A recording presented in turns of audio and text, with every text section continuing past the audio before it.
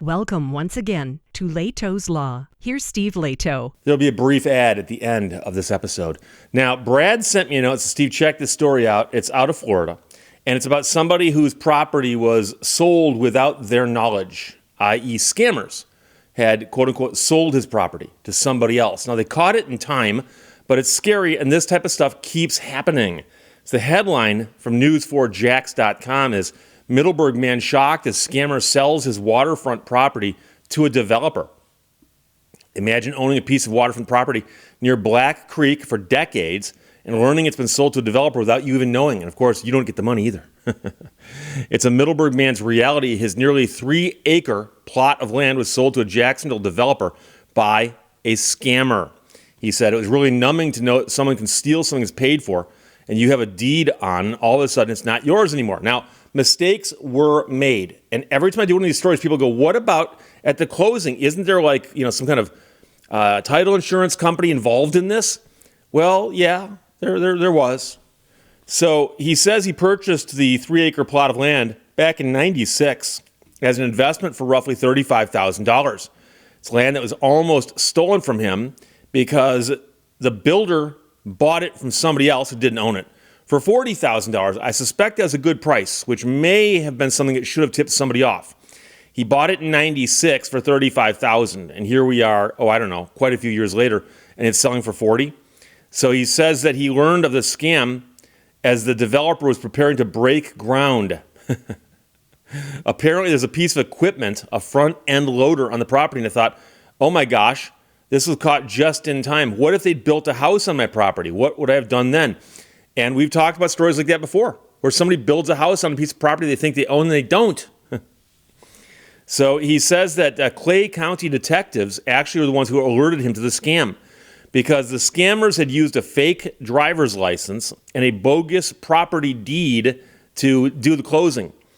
The driver's license number was off by 1 digit, and his signature was printed instead of signed, and on the deed, his name was misspelled. Now, this makes you wonder if they did those things on purpose or accidentally, because each one is off by just a little bit. But they don't have an exemplar, as we say, of his signature. Well, then they've got to do something. And the misspelled name makes you wonder if they're trying to hope that that wouldn't get itself in the system right away. But apparently, there was a Florida title company at the closing that failed to notice those things. And they authorized, at that point, the $40,000 transfer to an overseas account. So they said, yep, everything looks good here. Release the money. And they released the money to somebody overseas. A local bank, however, caught the discrepancy. So the bank stopped it. They saw irregularities in the closing and the transfer of money. So they shut the whole thing down and contacted the sheriff. So it sounds like the money was not sent overseas. Now, a spokesperson for the Better Business Bureau suspects an organized crime ring. And they said, never underestimate the ability of a scammer to use technology, desire, and greed to overcome an honest individual. Meanwhile, that person's been with the BBB for 29 years and says there's only one easy solution for Florida property owners to keep this from happening to them. And it turns out that in Florida, every county has a property alert service through the circuit court. So you can go to a statewide property alert services place, and they've got a list of the counties, and all you do is punch a button, and you can sign up. And anytime anything comes through with a name that is similar to yours, you'll get an email that says this transaction occurred on this property. And meanwhile, the guy who owns the property that was sold out from underneath him, but he got it back, obviously, says because the title company failed to identify the irregularities and misspellings, they were responsible for ensuring the rightful ownership of the land. The FBI is still working the case, and as far as they know, the scammers have not been caught. The one thing I wonder about in a story like this, because we're hearing the story from the victim's side of it, and that's fine. But what I'm wondering is, did the person who, at the developer, dealt with someone about buying this property, did they deal with someone face-to-face? Or did someone contact them, like by email or something, and say, hey, are you interested in buying undeveloped property in your area?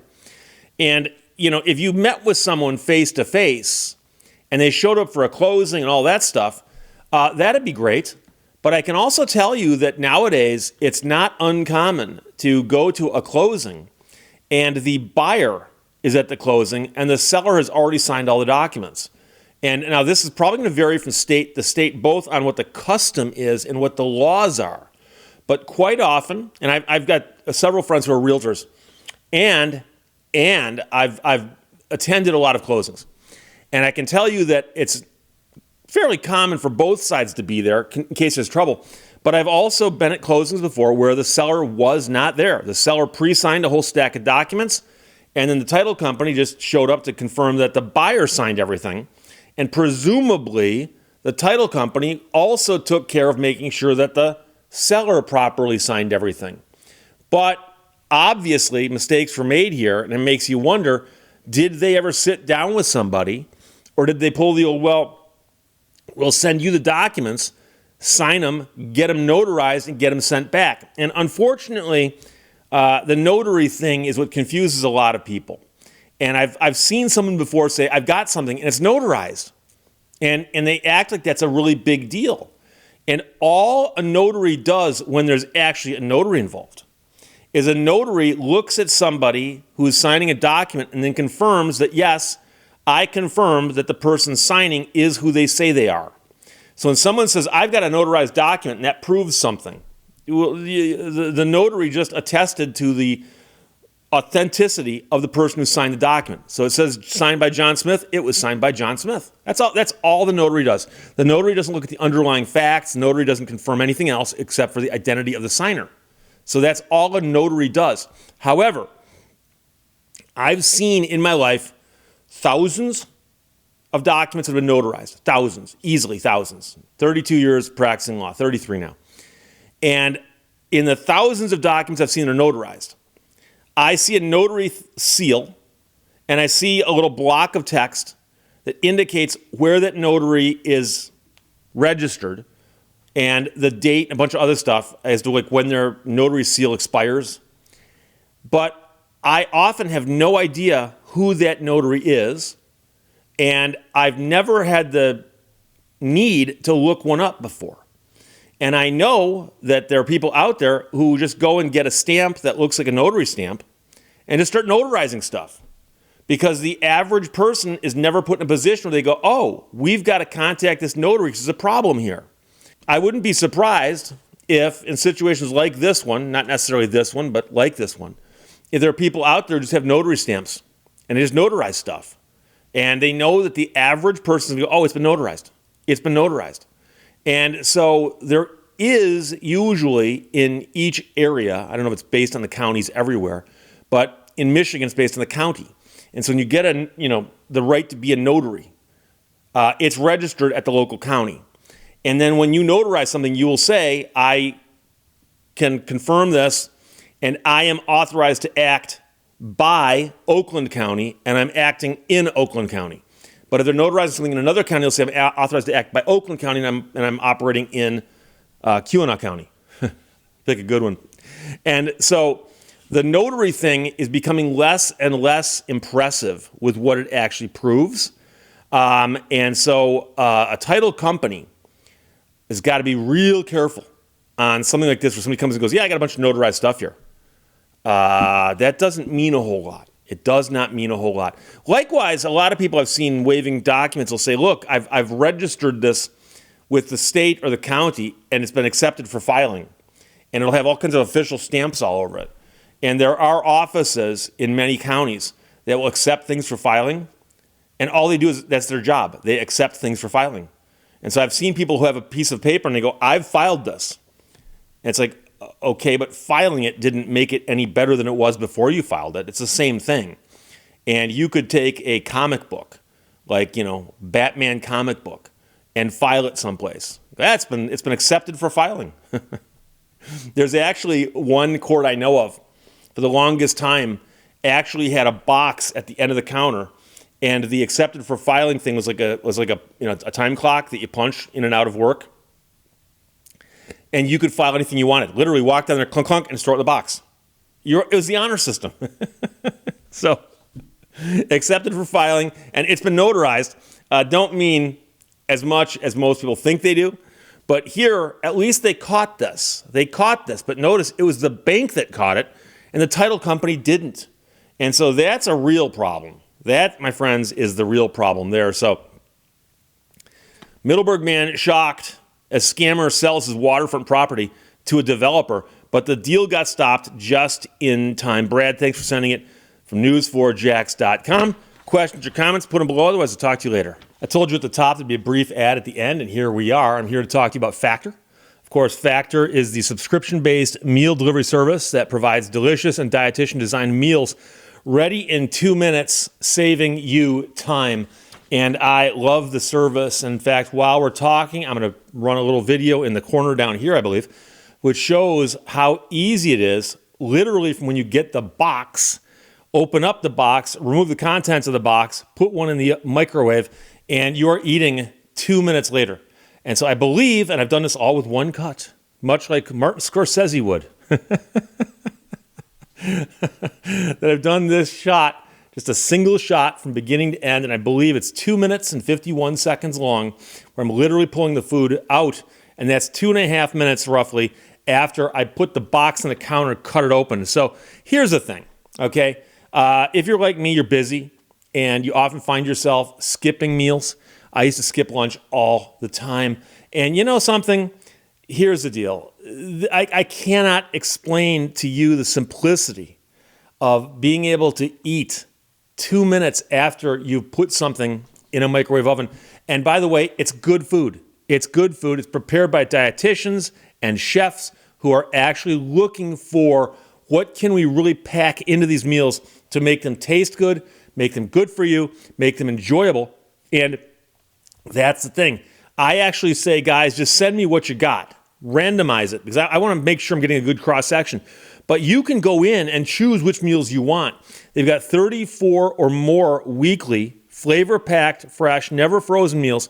And it's a subscription service, meaning you can go into the website and you can actually pick and choose which meals you want delivered when the delivery comes. So it's extremely important you understand that. But you know something? I used to eat a lot of fast food, and I'm embarrassed to admit that. But fast food is convenient. That's the only reason you eat it. I was thinking about this. You know, I would stop here, I'd stop there. And when I would stop and pick up food, I almost always get the same thing. Like, oh, there's one of those restaurants, I know what I get there. It's one of those restaurants, I know what and actually you think about the fact that they might offer a lot of stuff, but you're always getting the same thing.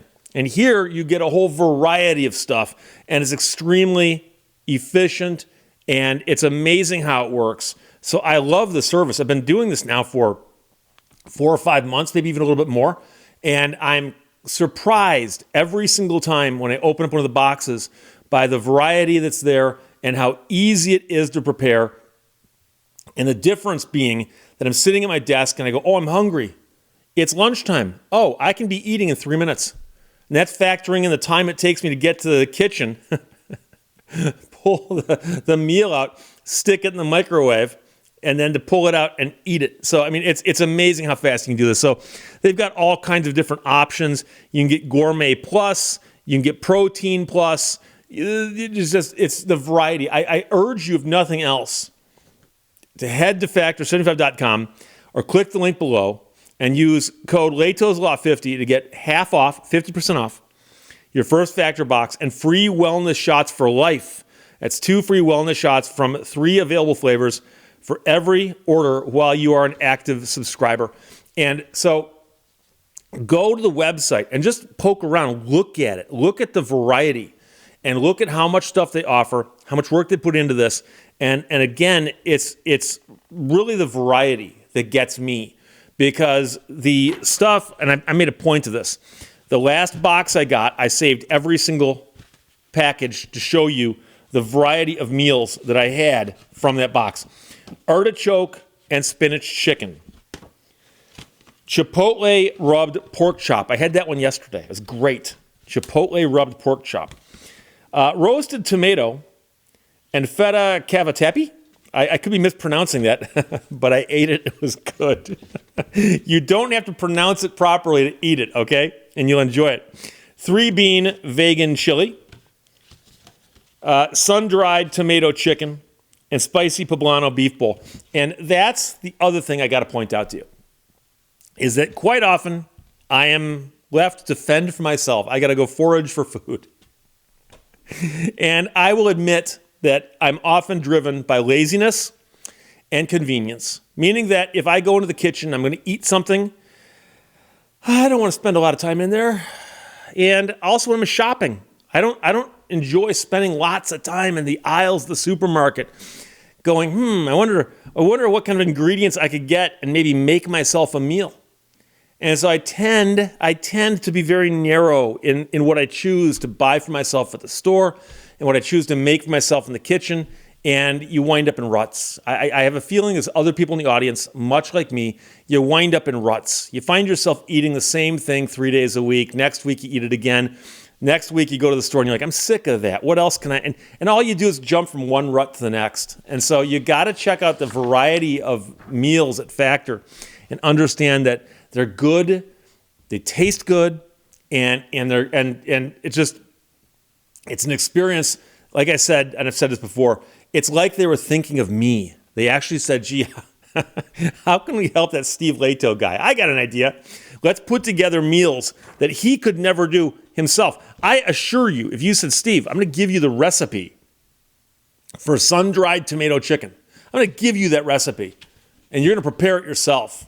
I probably could put in a decent try, but I'd have to go to the store and buy 15 different things I don't have already, bring them home, make a gigantic mess in the kitchen, and then prepare it, and then eat it, and then clean up. And if you add up all the time I've wasted doing that, and then you compare it to the hyper speed with which you can actually just pull it out of the fridge, throw it in the microwave, 2 minutes later you're eating, which makes more sense to you and your busy lifestyle? That's all I'm asking. It seems so obvious, but there you are. So head to factor75.com or click the link below. Use Lehto's Law 50, the code Lehto's Law 50, to get 50% off your first Factor box. And you will also get free wellness shots for life, which is 2 free wellness shots from 3 available flavors for every order while you are an active subscriber. So there you go. Factor, please check them out. I'll talk to you later. Bye-bye. Thank you for watching Lehto's Law. I can do all things through spite, which strengthens me.